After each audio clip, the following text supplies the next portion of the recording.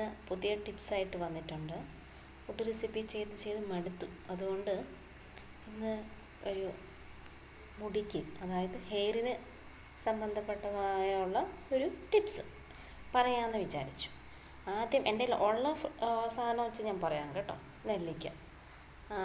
നെല്ലിക്ക ഞാൻ പറയണ്ടല്ലോ, നെല്ലിക്കയിൽ എന്തൊക്കെ ഗുണങ്ങളുണ്ടോ എന്നൊക്കെ, നെല്ലിക്ക എങ്ങനെ കഴിച്ചാൽ എന്തൊക്കെയാവും. മുടിക്ക് നല്ല ഗുണമുള്ള സാധനമാണ് കേട്ടോ. അപ്പം നെല്ലിക്ക ദിവസം ഓരോന്നോരോന്ന് കഴിക്കുവാണെങ്കിൽ, ഒന്നോ രണ്ടോ കഴിക്കുവാണെങ്കിൽ ഷുഗറുകാർക്കും മുടിയില്ലാത്തവർക്കും മുടി വളരാനും അങ്ങനെയുള്ളതിനൊക്കെ കുറേ യൂസാവും കേട്ടോ. പിന്നെ പേരയ്ക്ക നല്ല ഗുണമുള്ള സാധനമാണ്, മുടി വളരാനും പിന്നെ ഷുഗറുകാർക്കും നല്ല ഗുണമുണ്ട്. അതിലെല്ലാ സാധനങ്ങളും അടങ്ങിയതാണ് കേട്ടോ. ഇനി പപ്പായ എന്താ പറയുക, ഫേസിന് ഗ്ലോ വരാനും നല്ലൊരു സൗന്ദര്യം വരാനും പിന്നെ മുടിക്കും അങ്ങനെ കുറേ പിന്നെ നല്ല ഗുണമുള്ള സാധനമാണ് പപ്പായ. അപ്പം 3 ആയില്ലേ. ഇനി 4-മത്തെ ബനാന നല്ല ഗുണമുണ്ട്.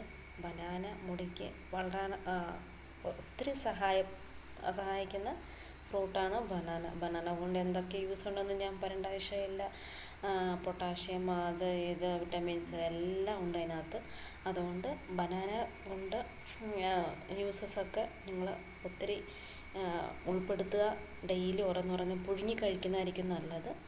ഇനി ലാസ്റ്റ് ഞാൻ പറയാൻ പോകുന്നത് അവക്കാഡോ ജ്യൂസാക്കിയോ അല്ലെങ്കിൽ എന്താ പറയുക, സാലഡിൽ മിക്സ് ചെയ്തോ എങ്ങനെ വേണമെങ്കിലും കഴിക്കാം. അപ്പം നെല്ലിക്ക, പപ്പായ, പേരയ്ക്ക, ബനാന, അവക്കാഡോ, അങ്ങനെ ഈ പറഞ്ഞ എല്ലാ ഫ്രൂട്ടും എല്ലാവർക്കും കഴിക്കണമെന്നില്ല. അറ്റ്ലീസ്റ്റ് ദിവസത്തിൽ ഈ 5 ഫ്രൂട്ടിൽ ഏതെങ്കിലും ഒരെണ്ണമെങ്കിലും മാറി റൊട്ടേഷനായിട്ട് കഴിക്കുവാണെങ്കിൽ നല്ല ഗുണം കിട്ടും. പിന്നെ ശരിക്കും വെള്ളം കുടിക്കണം. മുടിക്ക് അതനുസരിച്ച് എണ്ണയും സാധനങ്ങളൊക്കെ യൂസ് ചെയ്യണം. അപ്പം നെക്സ്റ്റ് വീഡിയോ വരുന്നവരെ ഈ ടിപ്സ് എല്ലാവർക്കും അറിയാമെന്ന് ഞാൻ കരുതുന്നു. അറിയാത്ത ആൾക്കാർക്ക് വേണ്ടിയിട്ടാട്ടോ പറയുന്നത്. അപ്പം ഞാൻ നിങ്ങളുമായി ഷെയർ ചെയ്യുമ്പോഴാണ് എനിക്കൊരു ഹാപ്പിനെസ്. അങ്ങനെ എല്ലാവരും ലൈക്ക് ചെയ്യുക, സപ്പോർട്ട് ചെയ്യുക, ഷെയർ ചെയ്യുക. നെക്സ്റ്റ് വീഡിയോ വരുന്നവരെ വെയിറ്റ് ചെയ്യാം.